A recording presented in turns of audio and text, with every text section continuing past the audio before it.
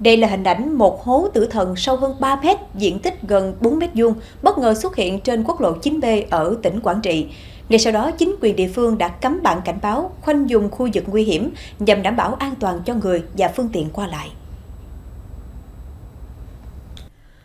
Theo thông tin ban đầu, hố tử thần này được người dân thôn 2 Quyết Tiến, xã Lệ Ninh phát hiện vào sáng ngày 2 tháng 1. Vị trí hố nằm tại km 26+950 trên quốc lộ 9B. Hố có độ sâu khoảng 3 mét, miệng hố rộng khoảng 0,6 mét. Phía dưới miệng hố, đất đá bị khoét sâu theo kiểu hàm ếch, rộng hơn miệng hố nhiều lần. Xác định hố tử thần có thể có nguy cơ mở rộng và gây nguy hiểm, nên chính quyền địa phương đã liên lạc với đơn vị quản lý tổ chức lấp hố tạm thời. Tuy nhiên, người dân địa phương vẫn rất lo lắng vì những biến động địa chất liên quan có thể kéo theo nhiều nguy cơ khác với những khu vực xung quanh. Nguyên nhân vụ việc vẫn đang được xác định.